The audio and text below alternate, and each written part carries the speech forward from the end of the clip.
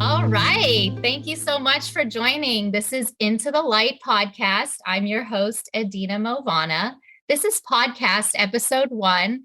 Today we have Margaret Bryant. She is an energy oracle, and we are here to talk to Margaret about all things quantum energy healing, ascension, everything with the divine feminine, divine masculine energies, all kinds of maybe negative energies and entity problems that people might have. So we are so excited to have you on this show, Margaret. How are you doing today? Awesome. Thank you. Thank you. Thank you for having me. I'm really excited. Thank you. We're just talking about my most favorite things. So when I could talk for hours about this, as you well know. So Yeah. I'm just really excited the more people that we can get information out there, the better off we'll be. So I'm excited for Absolutely. that. Yeah, I'm so excited to talk to you. And the first thing I was wondering, because I know we just kind of said you're the energy oracle, and I know you specialize particularly in quantum energy healing. And I know that some of the people who I talk to, from my kind of spiritual and religious background, being Muslim, we have not heard a lot about this stuff. So I'm curious if you could just maybe give us a little bit of an overview how you would describe quantum energy healing. Maybe a little bit about what got you into this work and a little bit about what it is that you do. Okay. Well, it started out, I knew as a child, I wanted to be a doctor. And I was not going to go to school to be a doctor all that time. That did not interest me at all. And different things in my life started happening where I was working in the medical field. When I was 14 years old, I started working in pharmacy. My parents opened up a drugstore in a small town in Maine. I started working as a pharmacist tech. Mm-hmm. I started reading my stepfather's pharmacology books at 8 years old. Wow. Mm-hmm. From there, I went into doing some home health care. I went to college to be a court stenographer, and we had to do medical terminology because you have to do medical dissertation dictations. So I got into the medical terminology and doing the medical transcription, and all of a sudden, boom, I was off on that. So I wound up working in a doctor's office doing medical transcription, worked into medical billing, which actually gave me a huge knowledge of medicine. Yeah, medical background. Symptoms. Yeah, symptomatology, blood tests that would be run, different diseases, because I did transcription for an internist. So, that he just covered everything. So I learned a lot. And then circumstances in my life took me to New York City. And first thing I did was I took a Reiki class within a couple months of being there, because where I was living in Maine, it really wasn't available. Took Reiki, my first Reiki class. All of my abilities started opening back up again because I had shut them down when I was a child. And I don't know, I think I was in like Reiki 2 or Reiki 3 when medical intuitive quantum healing class was introduced to me. And I jumped on that right away. My biggest push, one, was to heal a lot of things within myself. And of course, I wanted to help people, but I knew I had to do work on myself. But my biggest push was realizing that in doing the quantum energy work, that not only was I clearing myself, but I was clearing my son, my grandchildren yet to come, my nieces, my nephews, my entire family. And, being a mother, that was the driving force. Right. So I got into the quantum healing. After that, I took, after I finished those courses, went all through Reiki, became a Reiki master teacher. I didn't stop there. I became interested in all different types of modalities. So I am formally trained in a lot of modalities. I also became an ordained minister. Yeah, interfaith work. Yep. Yeah. An interfaith minister. And here I am. And now I'm in Egypt. Right. So we have you straight live from Egypt. I forgot to mention that. So thank you. And I guess you're doing energy work there. I hear a little bit about some of the grid work, Yes. and you're near the pyramids and the temples, right?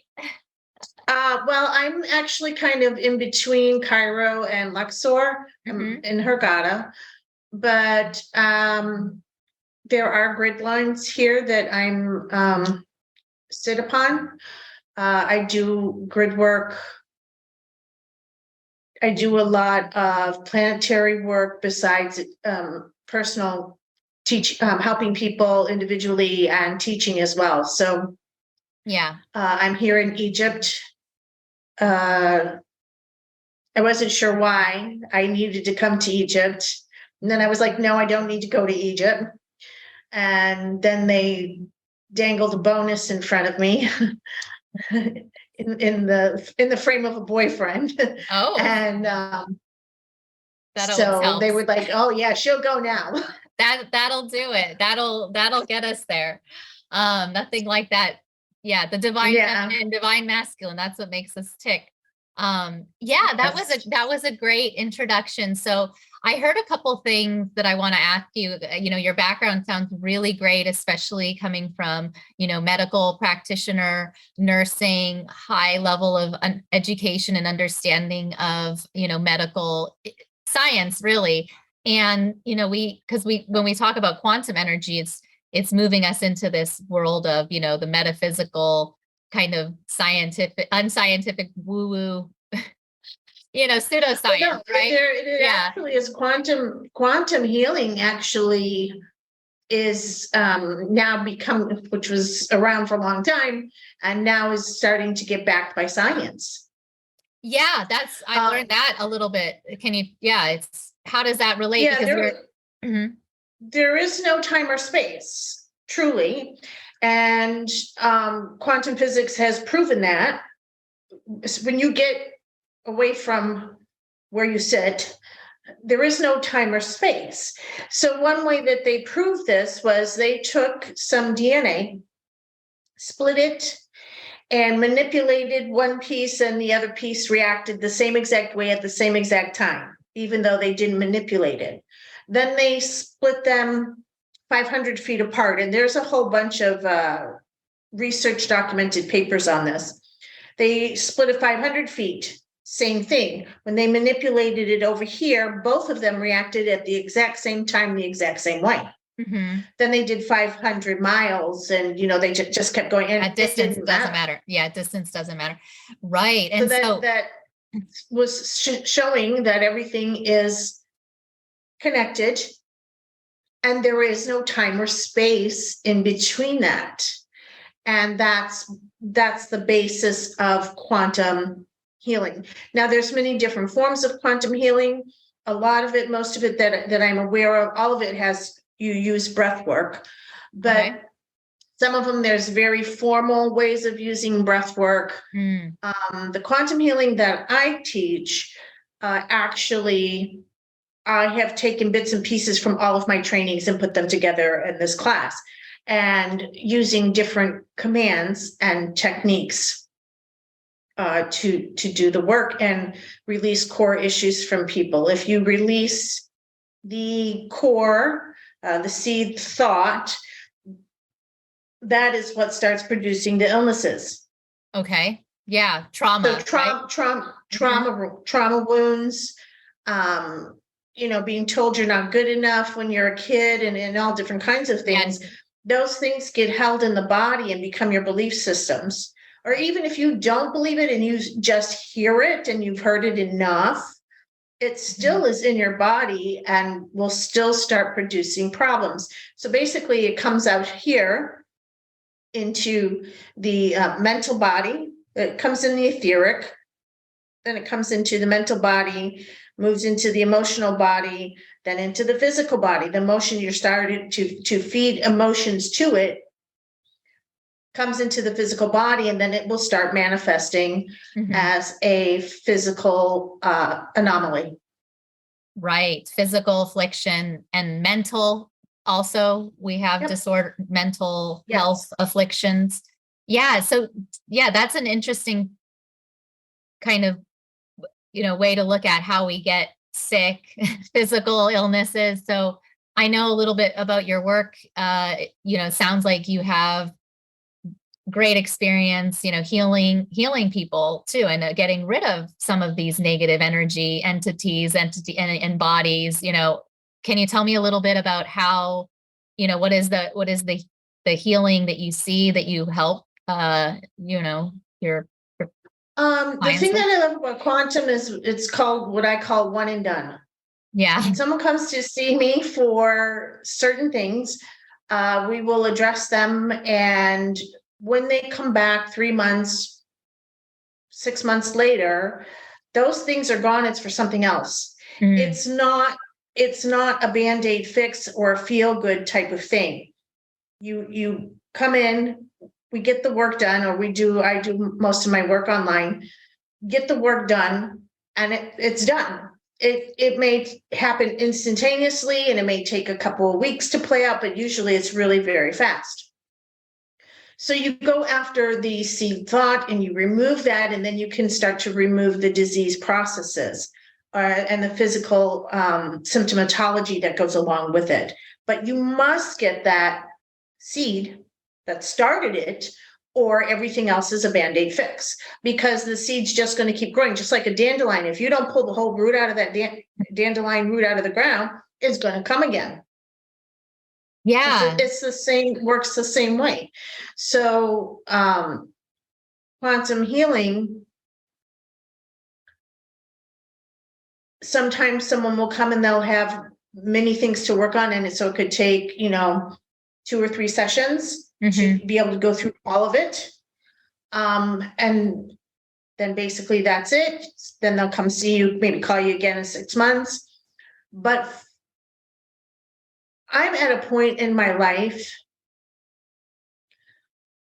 and I know that there are a lot of other healers out there. Let's just get it done. Stop playing around and putting these Band-Aids on and ripping the Band-Aid off and putting another one on and doing all that. I want someone, when they come to me, I want to be able to help them, and then you're done. Right. So yeah, you said this, it's like the Reiki versus quantum is like, what do you say? It's like a kindergarten versus a PhD. You're accessing different levels of energy. So okay. I love Reiki. Reiki's where I started. I do teach Reiki. It's a great modality to help you learn about energy and movement of energy, and how to start getting the divine energy to flow through you, because you are not ever using your own energy. I'm not the healer. Right. Yeah. Nobody is the healer. We facilitate healing through divine healing that flows through us, and we help to direct it. There does need to be a person down here on the planet in 3D energy field to bring that energy down through. Now, can God come through, Allah come through, Creator come through and just provide a miracle and heal somebody without a human being involved? Absolutely. But guess what? The humans aren't gonna believe it happened, because somebody didn't help them do it. Somebody didn't give it to them. Somebody didn't do it for them. Someone didn't lay their hands on them. There wasn't another human involved. So there are energetic things that have to come through a human. And it's also that mindset. That Right. happens. So the level of access of energy that you can access with Reiki is down here, and quantum is up here. And it's like being in kindergarten and getting a master's degree. Right. And people that come in that are Reiki practitioners already, or they know about movement of energy, and then I teach them how to access this quantum, they feel it immediately. Wow. They can feel the difference immediately. And it's quite something to watch happen. Yeah. And, our teams, my team and my students' teams, they're all very good at making sure that people coming in to learn have experiences, that they can feel the energy, they can move it. Their intuition is turned on like never before. And they're like, oh my gosh, I've never been able to see before. And all of a sudden they're seeing in the first class. So what happens is the more you clean yourself out of your own baggage, the clearer you become, the higher level energy you can access, because you can move higher level energy through you, and your own intuitive abilities open up even more, which then leads us into this whole thing of raising your vibration in the ascension process. Right. Yeah. Thank you. I was just going to ask because I kept hearing a couple different, themes through what you were saying. And the first was, we kind of touched on it early on with how when you go through this healing process, you said you started not only healing yourself, but those around us. And we have a, energetic connection. And so the, increase of vibrational energy frequency into more elevated states. And that's also, how the law of attraction is activated and all of these things. So we love to hear about these type of, ways in which we can improve our energy frequency. And then this is in the ascension process. So yeah, I was hearing you talk about healing of the trauma wounds, and then you also mentioned your mentality is very important, and then raising your own frequency and helping others that way. So I wanted to just ask a little bit more about how that works with ascension. Like what is ascension process, and what does it look like for us? Why should we be trying to do it? Because I'm fairly new to this whole thing too, compared to a lot of energy in light workers. Yeah. So it's not why would you do it, or who's going to do it, or whatever. Yeah. Everybody's going to do it regardless if you're aware of it or not. How far you go with it is a choice, because we do have free will. So ascension is, we're not going to die and leave the planet. What we're doing is, one, expanding our consciousness, number one. And number two is we're clearing out these densities in our bodies so that our bodies can hold more light. Our cells have photonic light in them. And photonic light it's being measured by scientists, and it's spiking, and they don't understand why. And our cells are starting to hold more photonic light. Hey. And photonic light vibrates. Oh, okay. Okay. So your cells are now vibrating. This is this is your frequency, raising your vibration, raising your frequency. So the more of the garbage that we can clear out, our trauma wounds, our hurts, our untruths, our beliefs, our fears, anything of that we can let go of, so it just becomes data. We're no longer feeding energy to it. That energy has been cleared out of our body, just like a computer. It's just data. Then now you can hold more light. Your vibration goes higher, and we become less dense. That's what the ascension process truly is. So a lot of people are having what we call ascension symptoms, because the earth is already vibrating in a fifth dimensional frequency, which is just a frequency. It's not another place, another space. It's just higher, vibrating faster. This is scientifically proven with Schumann resonance. Right. So the earth is vibrating faster, and our bodies have not learned to adjust to that. So a great way to understand that is, like, you go out on a boat. You're out on the boat all day, and you get your sea legs, and you're out there, and okay, this is good. And having a great old time. And then when you're done for the day and you get off the boat and you get on land, you're walking like this. Yeah, you still but the feel land it. isn't moving. Right. You feel like you Right. are. So that's the same thing that's happening with our bodies and the earth. The earth is moving and we're trying to adjust. So she's vibrating faster, shaking us up. Mm-hmm. And in that shaking, it's loosening up all that density All the in our muck. bodies. Yeah. Yes. And coming to the surface, and then you get all these triggers. And the triggers are good, even though they're not so easy sometimes to get through. The triggers are good because now you are aware of what you need to work on to remove from your system. And you don't want to just release it. You want to release and remove it. If you just release it, it's going to go land somewhere else in your body.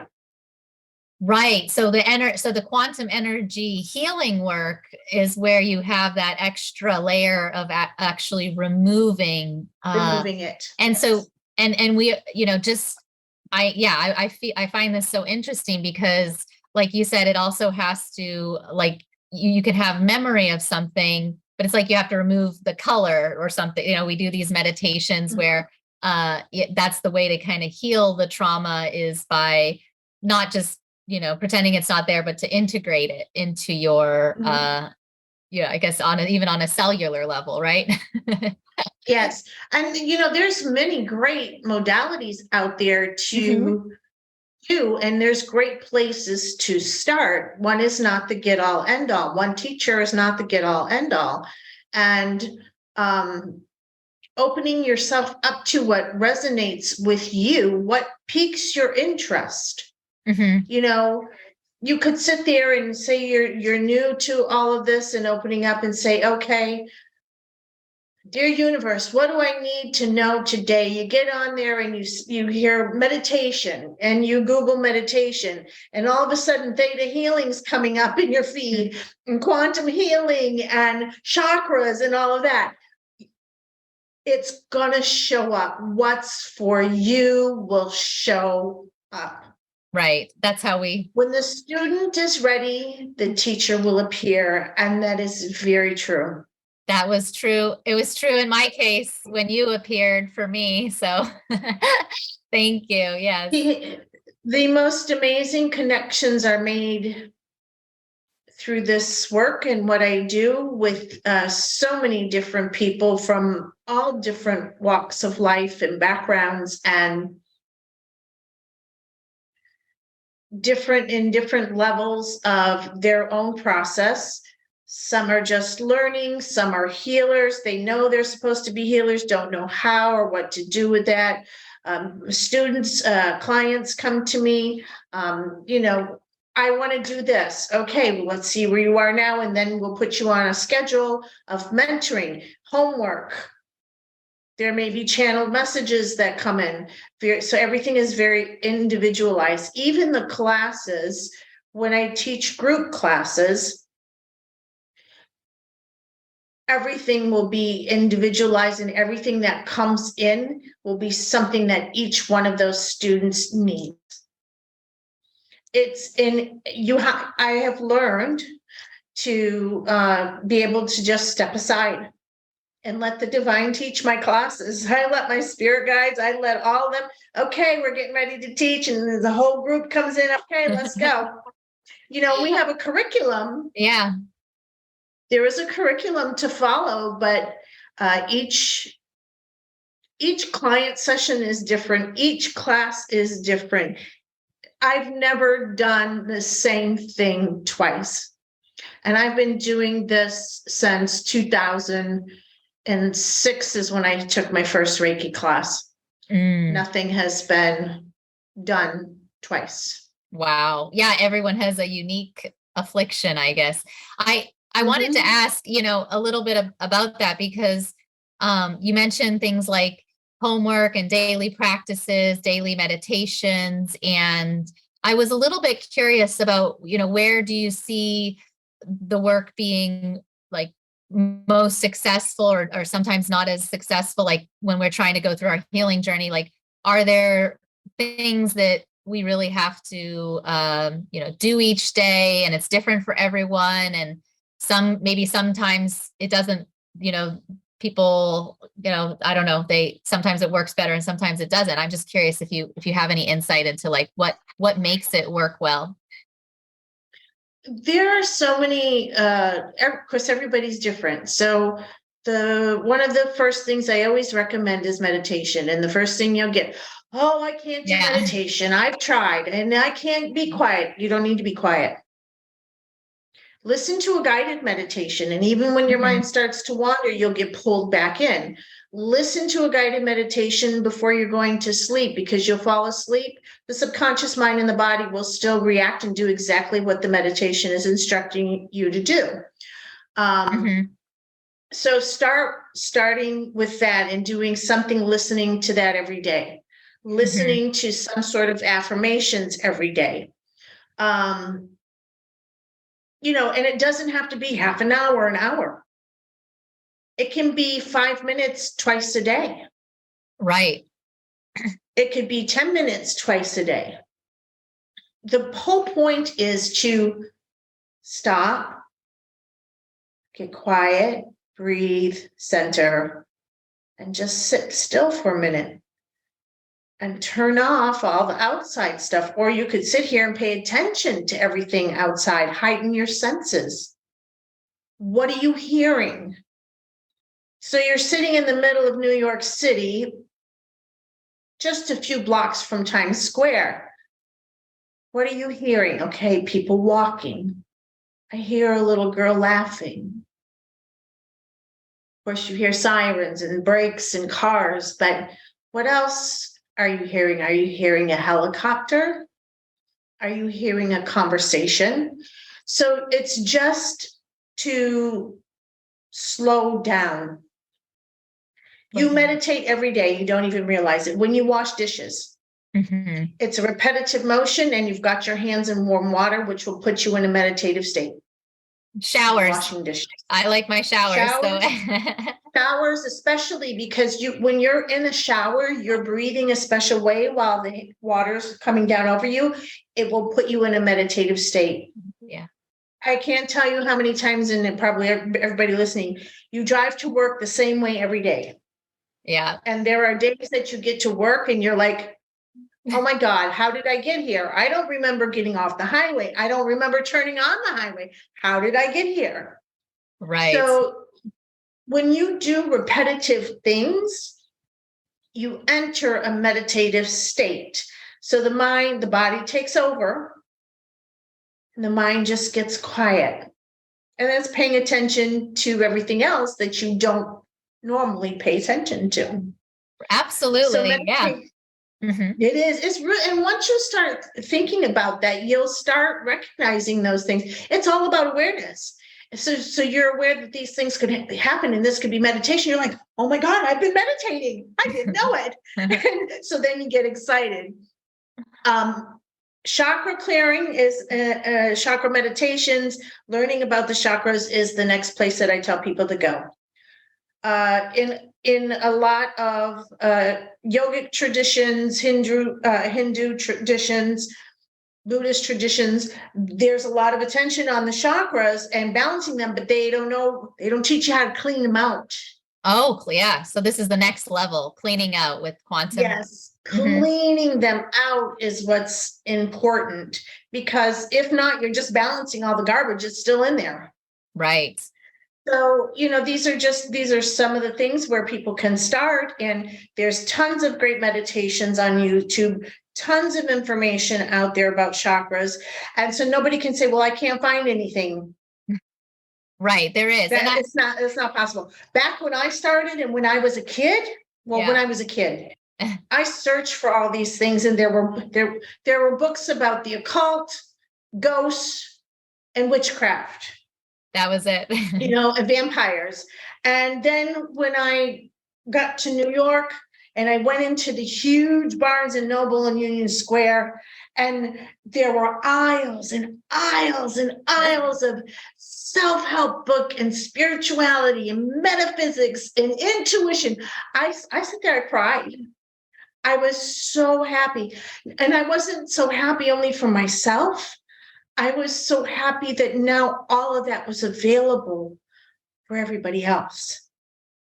Right. Well, we're increasing that information exponentially as we go here. And I think that's what's happening. I know for me, you mentioned meditation and listening, reprogramming our subconscious mind to affect our conscious mind. That's where it started. I was listening to nightly meditations. And so, this is all, kind of part of, not only daily practices, but we go back into like, how did the healing journey begin? Where does the spiritual journey begin? It starts with some little things, and meditation is, we hear it across the board, where we really begin. So that's great. That's how we, from what I understand, start to really improve our vibrational energy frequency and get rid of any other like negative energy, entities, energy bodies and things like that. So I wanted to ask a little bit about that concept of kind of getting rid of entities. Like we have what me and you have started talking about, which is people and their Jinn problems, right? So can you tell us a little bit about how we can understand what Jinn are, what the Jinn problems that you see? I know there's other, negative energies and entities as well, but can you give us a little bit in your own words, like how do we understand what people, when they have a Jinn problem, what that might look like? So there are many different types of negative entities, lots of them. They're all at different levels of frequency, just like we are. They all do different things. It is my understanding. So in Western traditions, and maybe some other ones as well, we have angels and archangels and ascended masters, and now everyone's talking about star seeds and planetary beings, all of these things, right? And they're all different levels of vibration. Okay. They are energy beings, and angels vibrate here, archangels here, ascended masters, galactic beings, cosmic beings. So it's all about their level of frequency. So it's my understanding that Jinn is used as a all-inclusive term for all different types of energies, negative and positive. Right. There are positive Jinn and negative. Yeah. Right. So that's the all around the board term for entity and energetic beings. Right. Let's call them energetic beings, because they could be positive and they could be negative. Now, and there's different level of negative Jinn and different level of positive Jinn, same as the angels and all of that, and demonic entities or disincarnate beings or different things. So there's many different levels to both of them. And a lot of people will have negative energies around them. It is very rare, it's my understanding, what I've seen myself, and I've worked with a couple of my teachers have been doing this work for 50 years. It's very rare for an actual full-on possession. Right. Okay. But an entity can be attached to someone, right? Yes. Like an entity can be attached to them, but not taking over them. It can interfere with what's going on in their life and what they do. Even if they're not attached, they can be around a person in their field, an energetic field, and still manipulate the person. How do they interfere? What's going on in their life? How is it interfering? Like, what's some examples of what could be signs of that? So there's one level of Jinn that I've seen, and they're kind of like imsters. Okay. little imps. Imps. So like you're building a block house, they're going to come and kick it over. Okay. Okay. So your keys get lost. Oh yeah. That happens. You know, your keys get lost. You can't find your phone. Little kind of tricksters. And it's not just Jinn. There are other levels that will do the same thing. Then there are more higher levels that can start to make you have illness. Mm. You start to have very physical symptoms because that lower density energy, they're feeding off your energy.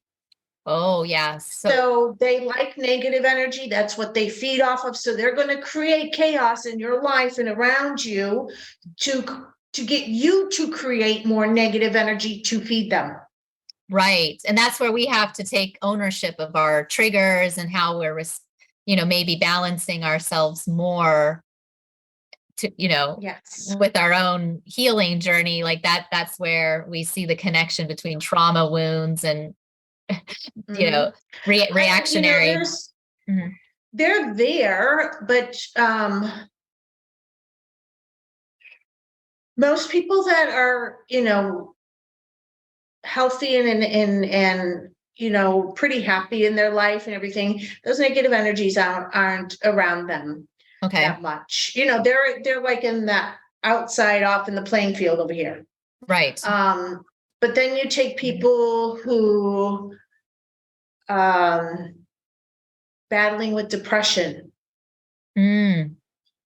Or they do have physical illness or a lot of pain where they're in a very weakened state, emotionally and physically, then their energy becomes susceptible. Their natural protection becomes susceptible to something like that being able to come in or getting attracted to them. Wow. So it parasites. This is a good one. Yeah.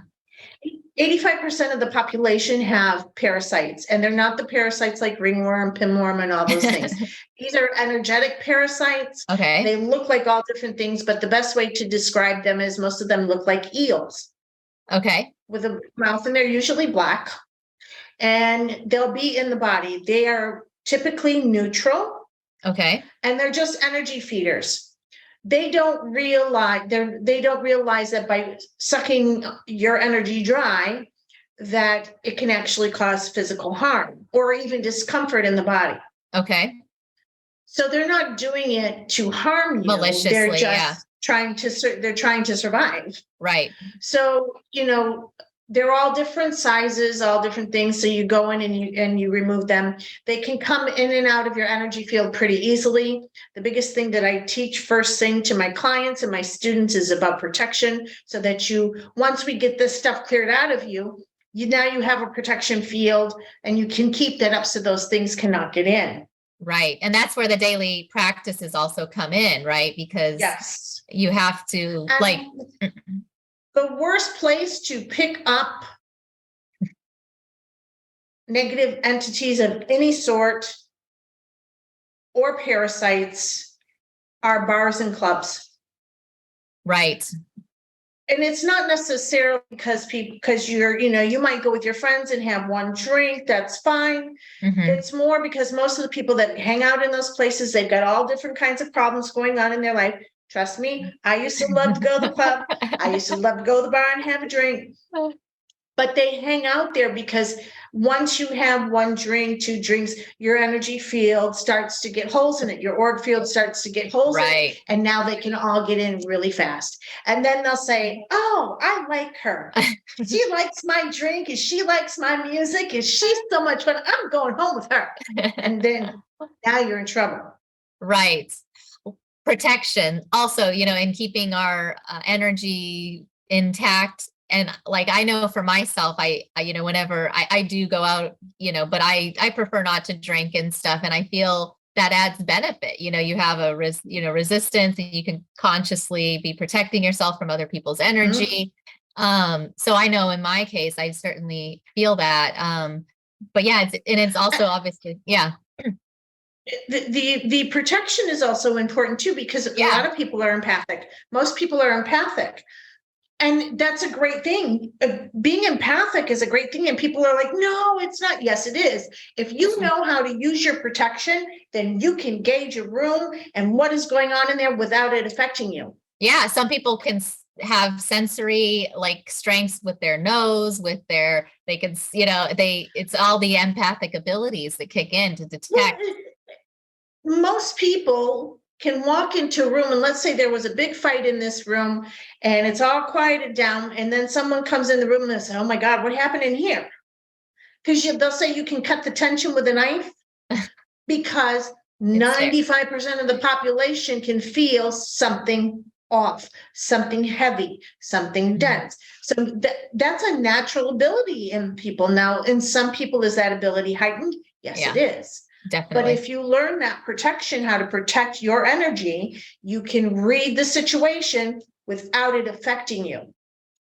Yeah. And that's where tapping into our, starting with meditation, connecting with our intuitive abilities and our inner selves, like that cultivates these increased, psychic abilities are tapped into that way. And, that's how we basically activate our spiritual process, like our awakening process. So I certainly learned that and learned a lot of it from you. So that's a great explanation.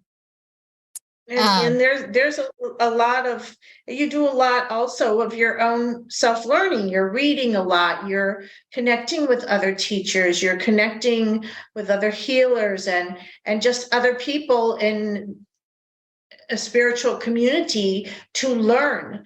When I first moved to New York and started that Reiki class, when all of my abilities started to open back up again, I started like crazy, reading 5, 6, 7 books a week, listening to CDs, meditations like crazy. Every 3 minute I just dove in.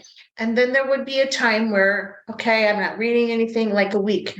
And what would happen, it was like, it was integrating putting it to use. Yes. But I went on information crazy. Me too. I have the books to prove it.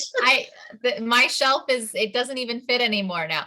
I can totally resonate with what you said. That's what's happening to me in my life. That's actually the reason why I've now created this podcast, Into the Light. And I'm also doing some of this work with you with the Unity Consciousness Collective of like putting together healers, light workers, anyone looking to help people elevate their frequency and on the spiritual journey. Forging that connection in one place to get everybody's information in one place so that you can help to direct people where they need to go, who's the best for them. And this leads to the project that you're working on now, your Ascension project. Ascension journey mapping and spirituality consulting. I think when you're talking about networking together and referring people to different healing modalities, different healers that they might be resonating well with, and that's my goal with my spirituality consulting. So this has been great, Margaret. We learned so much about quantum energy healing, about trauma, about your medical background and how this relates to some real, scientific principles. I really love talking about a little bit about the Jinn issues and, what that means to us. And most importantly, about ascension overall, because that's what we're here to learn about. So, thank you so much for everything you shared. I wanted to just one last thing before we wrap, see if you had any information for any of our listeners on where they can find you on social media. I know you have your website, so maybe you could give us a little bit of information of where people can get in touch with you. And you have a lot of courses, so we're excited to hopefully, have our listeners get in touch with you. Yes. So I do many different things, psychic channeling, teach, heal, all different kind of past life regression, many things. My website is seekthelightwithin.com. spelled just how it sounds, Seek the Light Within. And I'm on social media, on Facebook under Margaret Bryant Energy Oracle. You can find me there. Also, Seek the Light Within. I have a page, Facebook page under that. I'm on Instagram under Margaret Bryant Energy Oracle, and I have a YouTube channel that I've been taking a lot of my old. I did Blog Talk Radio for 5.5 years. So I've taken some of those old shows and putting those meditations up on there. It's not professionally done, but they're telling me it doesn't matter. Let them go through those meditations. And so I'm trying to work to put together some more content for the YouTube channel so that I try to do as much free stuff as I can as well. So it's very important, to give back. Right. At the end of the day, we do this work, you do this work. It sounds like for helping all of humanity, helping as many people as you can. And hopefully also, I know you have maybe some future retreat plans for Egypt or bringing people There's to a lot Egypt of with you. stuff in That the would works. be fun. A lot of stuff. There's a retreat that is in the very beginning planning stages. There is a project for bringing in and completely integrating divine feminine and divine masculine. Oh, right. We didn't talk too much about that. We didn't even get to that. We'll get to another. Also another project I'm putting together to be able to produce digitally is dismantling the patriarchal system. Amazing. That is a part of it. Ego problems. We didn't talk on that too much, and patriarchal. We're going to have another episode, but we're going to, like I said, we can talk all day long. That's what we love. I know. That's why I wanted to have a way to record it and get it out there to the world. And the work that you do is amazing. It sounds like we're hopefully get people in touch with you and hear more about your amazing healing work. So thank you so much, Margaret, for joining. And thanks to all for having me. It's been my pleasure. Awesome. We'll have I'm looking forward to talking again soon on another episode. And for all of our listeners tuning in, thank you for joining. This is Edina Mauvana and Into the Light podcast. Thank you so much.